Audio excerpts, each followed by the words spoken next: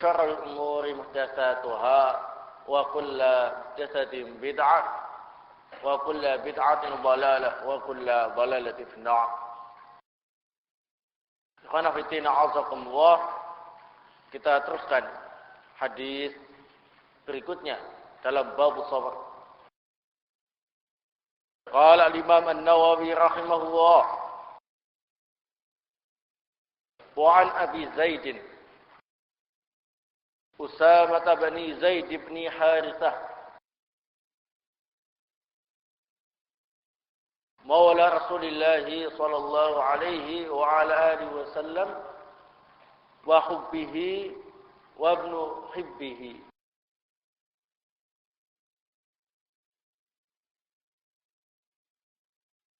radhiyallahu ta'ala anhuma.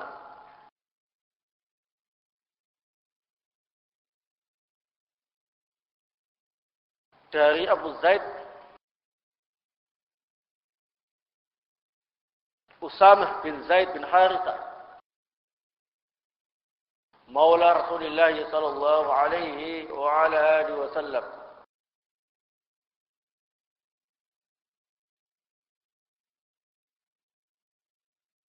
dan juga kesayangan Rasulullah sallallahu alaihi wa ala alihi wasallam, dan juga anak dari orang yang disayang oleh Rasulullah sallallahu alaihi wa ala alihi wasallam. Semoga Allah Subhanahu wa taala meridhai keduanya. Jadi Usamah itu dulunya juga budak. Zaid bin Harithah juga dulunya adalah budak. Sama-sama budak, kemudian dimerdekakan oleh Rasulullah sallallahu alaihi wa ala alihi wasallam menjadi maula beliau. Qala Usamah bercerita, arsalat bintun Nabi sallallahu alaihi wa ala alihi wasallam, salah seorang putri Nabi sallallahu alaihi wa ala alihi wasallam mengirim seseorang kepada beliau. Putri beliau ini ialah Zainab radhiyallahu taala anha. Inna bani qad ihbira fashhadna. Utusan tadi menyampaikan pesan Zainab putri Nabi sallallahu alaihi wasallam yang isinya ialah, sesungguhnya putraku dalam keadaan sekarat, maka dimohon Anda, yakni dimohon Rasulullah sallallahu alaihi wasallam datang ke kami untuk menyaksikannya.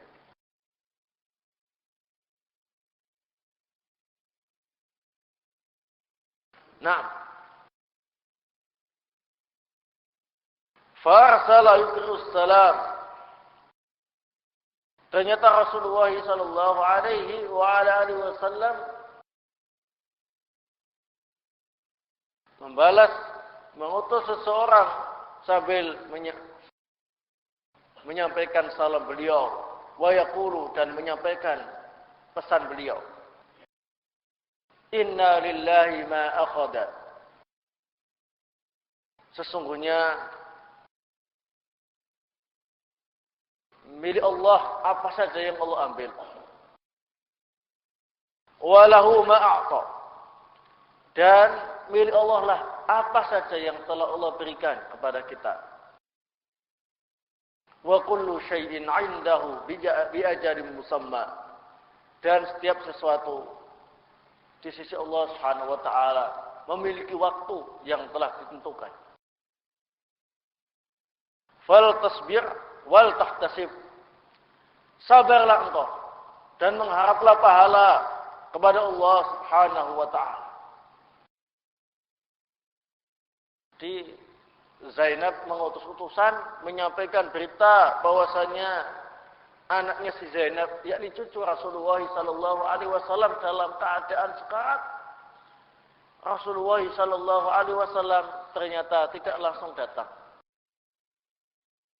menyampaikan salam dan berpesan kepada Zainab agar sabar, agar mengharap pahala dari Allah Subhanahu wa taala dan menyampaikan apa saja yang Allah beri, apa saja yang Allah ambil, itu sebetulnya hakikatnya milik Allah Subhanahu wa taala, bukan milik kita.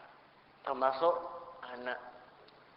Anak itu pada hakikatnya adalah titipan dari Allah Subhanahu wa taala yang memiliki kita semua, termasuk anak kita. Sehingga kalau sewaktu-waktu diambil oleh Allah Subhanahu wa taala, maka kita harus ridha melepaskannya. Ya. Ternyata fa arsalat ilaihi tuqsimu alaihi layatiyanna. Ya. Layatiyannaha. Maka Fatimah pun mengirim balik utusan itu sambil bersumpah untuk supaya Rasulullah sallallahu alaihi wasallam benar-benar mendatanginya. Suasananya semakin tegang karena putranya sedang sekarat. Faqama, maka mendengar itu Rasulullah kemudian bangkit. Wa ma'ahu Sa'd bin Ubadah wa Mu'adz bin Jabal wa Ubay bin Ka'b wa Zaid bin Thabit wa rijalun radhiyallahu anhum. Rasulullah kemudian bangkit disertai oleh Sa'ad bin Ubadah, Mu'adz bin Jabal, Ubay bin Ka'b, Zaid bin Thabit dan beberapa orang para sahabat yang lainnya. Semoga Allah Subhanahu wa taala meridai mereka. Menemui siapa ini? Cucunya yang sedang sekarat. Farafiya ila Rasulillah sallallahu alaihi wa ala alihi wasallam as-sabi. Setelah sampai di rumah Zainab, bayi yang masih kecil tadi yang sekarat langsung diberikan kepada Rasulullah sallallahu alaihi wasallam. Fa'aqadahu fi hijrihi. Rasulullah kemudian mendudukkan bayi itu di pangkuan beliau. Wa nafsuhu taqaqqa'u, dalam keadaan nafas anak kecil itu tersenggal-senggal. Gitu ya, mau mati. Sekarat. Taqaqqa', tataharrak wa tatarib. Ada gerakan tetapi tersenggal-senggal, tersendat-sendat. Gitu ya. Fa fadat 'ainahu, maka melihat cucunya dalam keadaan semacam itu, Rasulullah sallallahu alaihi wasallam dengan segala kelembutan hatinya tidak bisa menahan tetesan air mata. Beliau pun meneteskan air mata. Ya. Kedua mata beliau berlinang air mata. Tidak tega, kasihan, dan lain sebagainya menjadi satu. Faqala Sa'd, maka Sa'ad bin Ubadah menegur karena pernah mendengar adanya hadis larangan untuk menangisi mayat. Menangisi mayat atau orang yang akan mati. Ya Rasulullah, ma hada? Wahai Rasulullah, apa-apaan ini? Anda kok nangis? Faqala, maka Rasulullah sallallahu alaihi wa ala alihi wasallam bersabda, "Hadhihi rahmatun ja'alaha Allah taala fi qulubi ibadihi."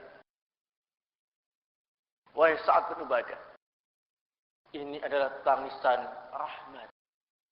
Tangisan tanda sayang yang Allah jadikan tangisan semacam itu sebagai tanda sayang di hati-hati hamba-hamba yang Allah kehendaki. Wa fi riwayatin fi qulubi man syaa min ibadihi, Wa innama yarhamullahu min ibadihi rahama. Yakni Allah taruh rasa sayang di hati hamba yang Allah kehendaki. Dan sesungguhnya Allah hanya menyayangi hamba-hamba yang memiliki rasa sayang terhadap yang lain. Muttafaqun alaih. Hadis ini disepakati oleh Imam Bukhari dan Imam Muslim. Khanafitina a'azakumullah. Kasus yang menimpa putri Rasulullah sallallahu alaihi wasallam yang bernama Zainab, dan juga langsung menimpa beliau selaku kakeknya, adalah merupakan kasus yang biasa dialami, yang biasa terjadi di tengah-tengah kita semua. Seandainya ada di antara kita yang pernah mengalami semacam ini, menyaksikan sendiri dengan kedua matanya, kemudian membayangkannya, apa yang terjadi saat itu, tentu dia akan teringat, ya, dia akan merasa kasihan dan iba. Apalagi kalau dia yang memangku anak kecil yang lucu, yang masya Allah, ya, yang menyenangkan hati, tersengal-sengal, tersendat-sendat dalam keadaan sekarat, dan kemudian meninggal dunia di pangkuannya. Ya, ini masya Allah. Kalau orang itu hatinya benar-benar lunak, lembut, dan memiliki rasa sayang terhadap sesama, saya yakin tidak akan mampu dia membendung tetesan air mata yang mengucur dari kedua mata. Nah, tetapi di sana, ada yang sudah semacam itu, tidak pernah menangis, baik tangisan hati ataupun tangisan zahir yang kemudian diwujudkan dengan tetesan air mata. Tangisan hati, hatinya sangat sedih, tapi dia bisa menahan tetesan air mata. Tangisan zahir, benar-benar air matanya mengalir. Ya. Nah, siapakah mereka? Ya karena mereka-mereka yang memang tidak memiliki rasa sayang terhadap sesama. Mereka-mereka yang dilatih memiliki hati yang keras, yang tidak mau tahu keadaan orang lain kecuali sekedar tugas saja. Ya, sebagian dokter yang biasa menangani pasien-pasien kelas berat, baik itu anak-anak ataupun yang lainnya. Ya, ini ikhwan fillah azakumullah, ada yang memang sekedar tugas saja, nggak mau tahu, cuek, karena bukan apa-apanya, ya. Di depan matanya tersengal-sengal, dia masih bisa berbincang-bincang dengan susternya, dengan perawatnya, dengan yang lain, bersendal gurau dan santai-santai saja. La tangisan, wala bersedih hatinya, dan juga merasa tidak tega. Tetapi yang ada ialah, dah mati ya mati, selesai tugas, keluar. Tapi tidak semua, ya. Nah, tidak semua. Hati-hati, ya. Dari sini dapat kita ambil beberapa faedah, bahwa di antara jenis musibah, jenis ujian yang dipandang berat oleh hamba adalah ditinggal mati orang-orang yang sangat ia cintai dan ia sayang.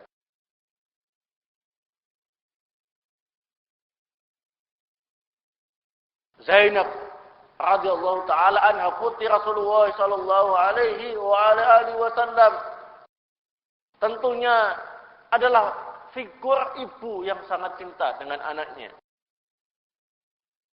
Anaknya masih kecil, masih mungil. Ya, lucu. Masya Allah, titimang sana, titimang sini. Ternyata harus diambil oleh Allah Subhanahu wa taala. Apa enggak berat itu bagi seorang ibu yang melahirkannya, yang menyusuinya, yang biasa menimang-nimangnya? Masya Allah, sangat berat. Termasuk Rasulullah sallallahu alaihi wasallam. Dalam hal ini beliau juga diuji oleh Allah Subhanahu wa taala selaku kakek dari anak ini. Karena kakek itu sangat senang sekali menurut fitrahnya yang bersih, yang memiliki hati yang lembut, sangat mencintai, sangat sayang dengan cucunya. Apalagi cucunya itu masih kecil.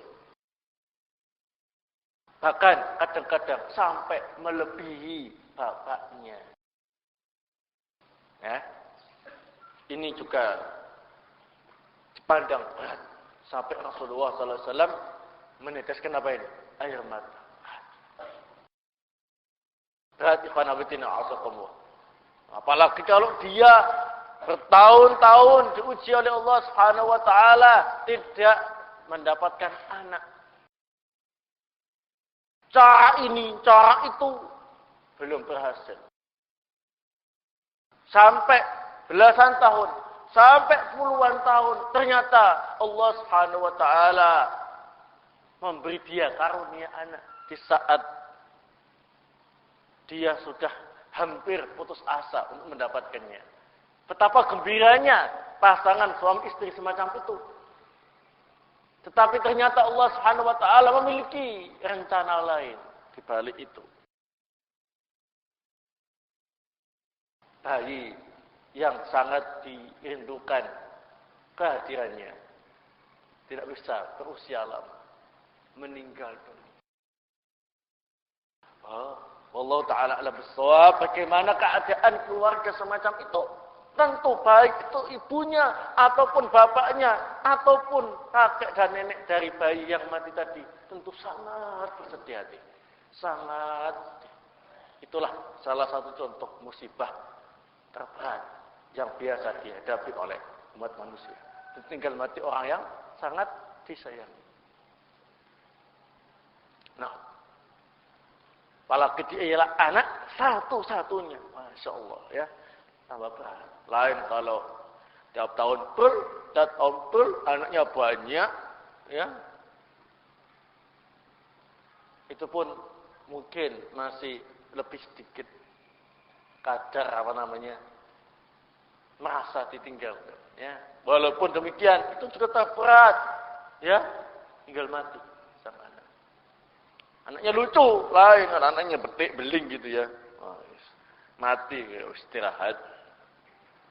Anaknya lucu, ganteng, cantik, lucu, ya, insya Allah. Kalau ditinggal pergi selalu diingat, dan kalau datang dari safar mesti langsung digendong, langsung ditimang-timang. Ternyata usianya tidak cukup panjang. Berat. Ya. Nah. Berat.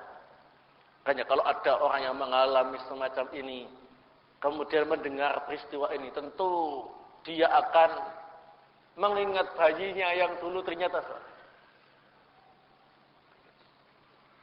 seperti kasus yang menimpa salah seorang wanita yang sampai keluar sabda Rasulullah sallallahu alaihi wasallam, "Innamas sabru inda sudmatil ula." Ialah gara-gara ditinggal mati siapa itu? Anak yang sangat dia cintai. Sangat berat ujian bagi dia sampai dia lupa dan lepas kontrol, nangis terus, bahkan tidak sekedar nangis di rumah, ketika anaknya sudah dikubur, dia pun nangis di sisi kuburan anaknya, menjadi-jadi. Rasulullah datang. Rasulullah kemudian berpesan pada wanita tadi, ya. Ittaqillah wasbiri. Wahai wanita, bertakwalah kepada Allah dan sabar. Oh, ternyata enggak tahu kalau yang ngasih nasihat itu Rasulullah sallallahu alaihi wasallam. Dia marah. Iya, Anda bisa gampang ngomong semacam itu. Anda tidak merasakan betapa berat musibah yang menghadapi. Karena kondisinya sudah di atas kenormalan. Maka Rasulullah tidak menanggapi beliau semula. Ketika perempuan ini sudah tenang, diberitahu bahwasanya tadi yang memberi nasihat itu ialah Rasulullah sallallahu alaihi wasallam. Akhirnya perempuan ini sadar bahwasanya ucapannya tadi itu sudah berlebihan. Dia mendatangi Rasulullah langsung, tapi Rasulullah menyatakan, innamas sabru inda sadmatil ula. Sabar itu ya tadi itu ketika pertama kali anakmu mati. Ketika saat itu kamu harus sabar, itulah nilai kesabaran yang ada di sisi Allah Subhanahu wa taala. Adapun sekarang abalan sudah lewat lama. Tidak dihitung sebagai kesabaran. Ya? Nah, khanabitina azakumullah, ini contoh salah satu di antara musibah yang sangat berat dihadapi oleh seorang hamba. Kemudian khanabitina azakumullah, dalam hadis ini terdapat faidah.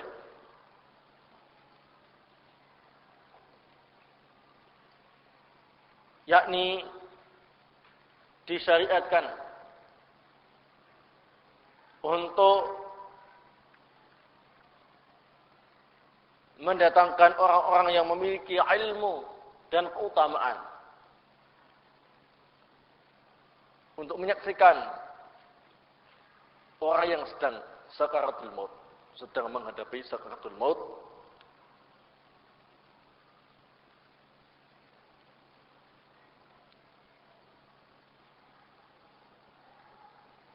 Nah, seperti yang dilakukan oleh Zainab putri Rasulullah SAW, dan tidak ada pengingkaran pada diri Rasulullah SAW. Zainab meminta Rasulullah datang menyaksikan putranya yang sedang menghadapi sakaratul maut. Apa hikmahnya? Apa fungsinya? Apa faedahnya? Mendatangkan orang yang berilmu dan memiliki keutamaan, orang yang saleh, untuk mendatangi orang yang sedang menghadapi sakaratul maut. Ya, diharapkan doa orang itu. Dan diharapkan orang ini bisa membuat ridho keluarga yang sedang menghadapi musibah tadi. Ya. Nah, kalau yang datang itu pelawak, ya nggak ada faedahnya. Melawak dalam keadaan seperti itu. Ya, tidak menghibur, malah pelawaknya bingung mau bantu apa? Nah, begitu. Tapi orang yang berilmu, orang yang saleh, yang memiliki keutamaan, disuruh datang menghadiri orang yang sedang sakaratul maut, dia akan kemudian memberi nasihat agar sabar. Dia bisa mendoakan supaya husnul khotimah dan bahkan bisa mentalkinnya kalau seandainya keluarganya buta terhadap masalah ini. Dituntun mengucapkan kalimat tauhid, la ilaha illallah. Ini faedah. Nah, begitu. Tapi kalau yang didatangkan itu enggak paham apa-apa, ya hanya melongo saja. Semuanya pada nangis, dia juga melongo saja. Mau berkata apa, mau bertindak apa, dia enggak tahu. Sehingga menghabiskan tempat saja. Panggil mereka-mereka yang berilmu, ya, supaya bisa mendoakan kebaikan, juga menuntunnya dan juga mengarahkan. Baik. Kemudian dalam hadis ini juga ada faedah yang lainnya, yakni disyariatkan untuk memberi nasihat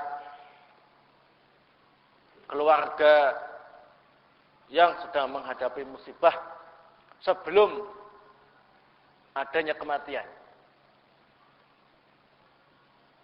Atau orang yang menghadapi musibah sebelum menghadapi kematian, supaya ridho dengan takdir Allah Subhanahu wa taala.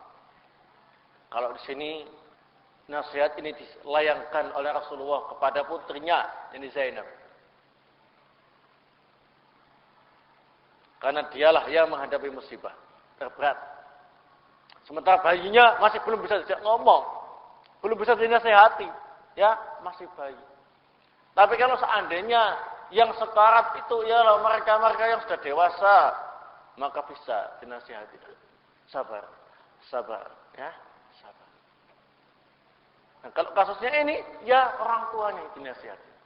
Nasihat beliau, Inna lillahi ma akhada, wa lahu ma a'ta, wa kullu syai'in 'indahu bi'ajalin musamma, fal tasbir wal tahtasib. Ini nasihat, bisa dengan pakai bahasa Arab. Kalau memang orangnya paham, bisa pakai bahasa Indonesia. Ya, kalau orang yang enggak paham, akan lebih afdal Indonesia, Arab Indonesia. Ya. Innalillahi ma akhadha. Ya akhi, sesungguhnya milik Allah lah apa saja yang Allah beri, ambil dari kita. Walahu ma a'ta. Dan milik Allah juga apa saja yang Allah berikan kepada kita. Wa kullu syai'in 'indahu bi ajalin musamma.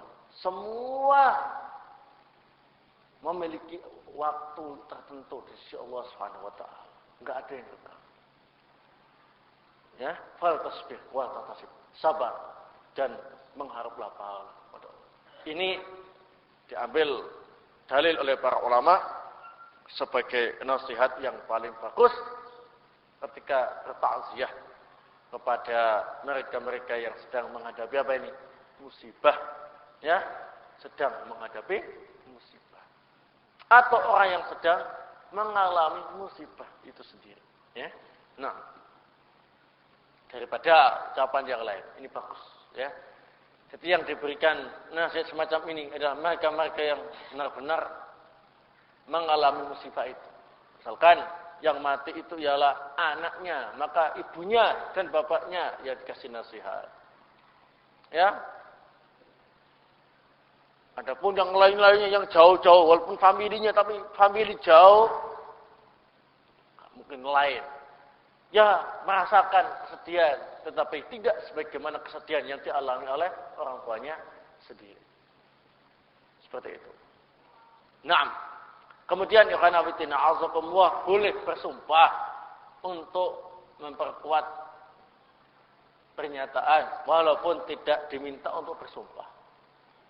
Zainab putri Rasulullah sallallahu alaihi wasallam sampai bersumpah untuk mendatangkan Rasulullah sallallahu alaihi wasallam. Nah, walaupun beliau tidak minta agar Zainab bersumpah, tapi untuk menguatkan supaya Rasulullah benar-benar menanggapi serius datang, ya, tidak hanya sekedar menyampaikan pesan saja, ya.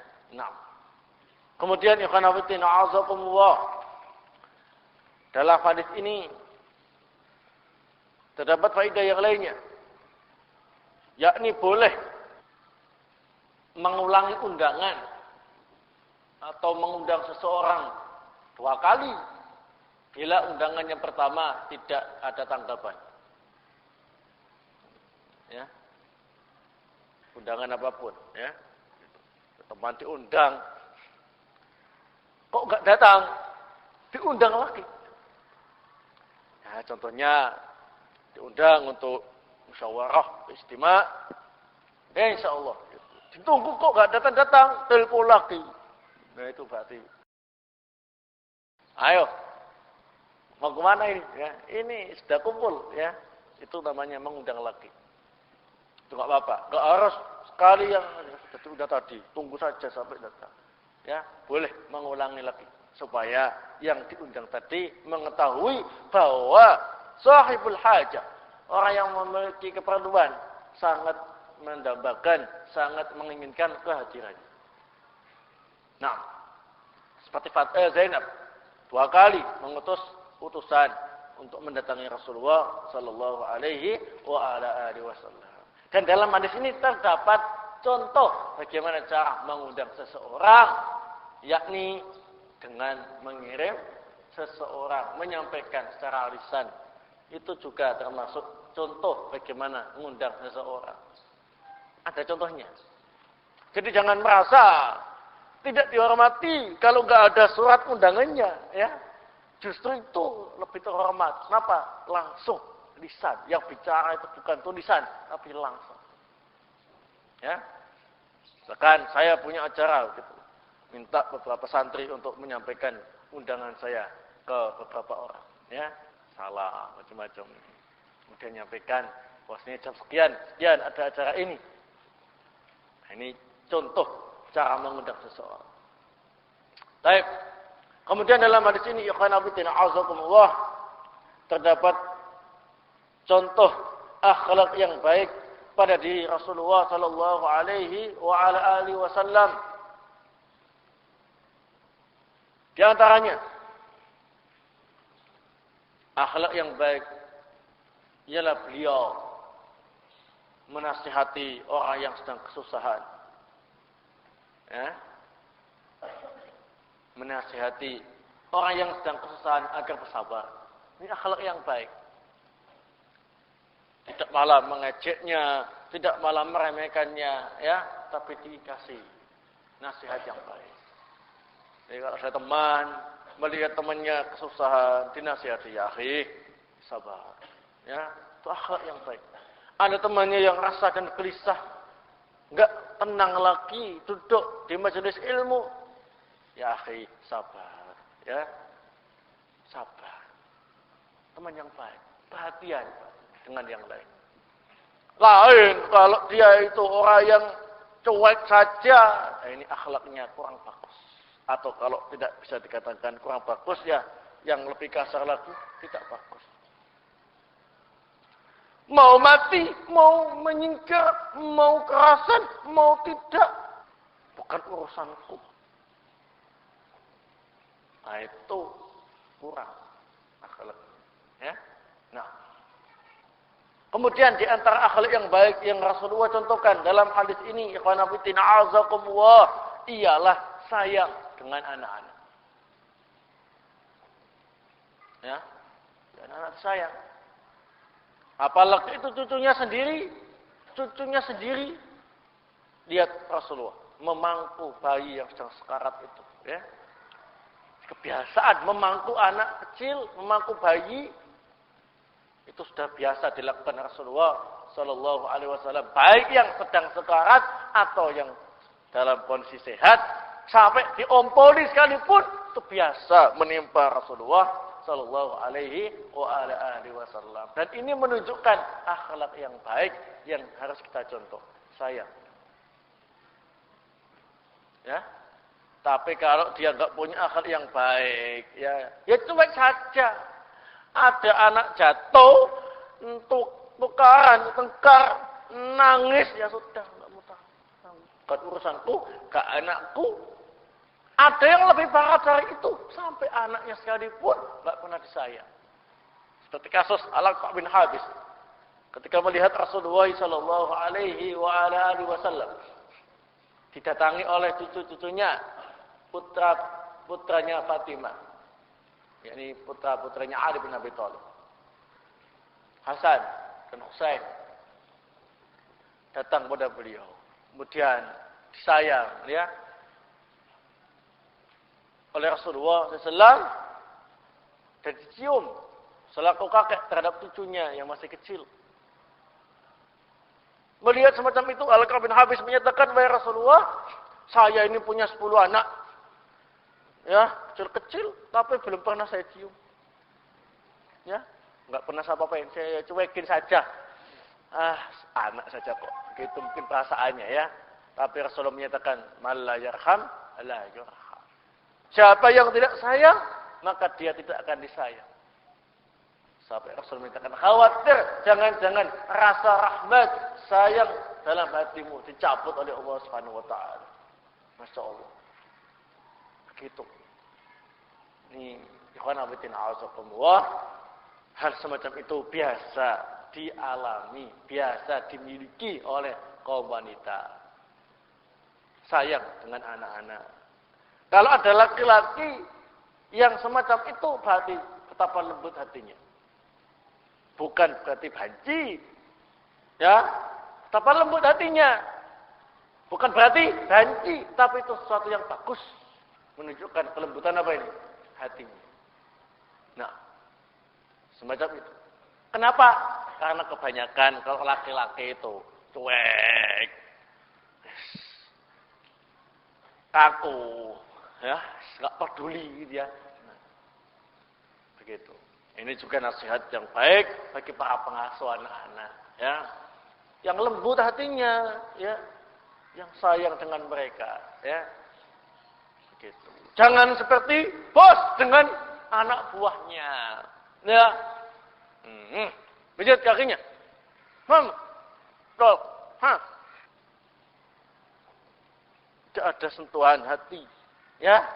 Hatinya tidak ikut andil dalam masalah itu. Yang bicara ialah tangan dan kakinya. Blok. Yang penting beres. Itu beres. Tetapi sesaat. Beres dohirnya. Tapi dari sisi sentuhan. Dari sisi hubungan. Dari sisi ikatan.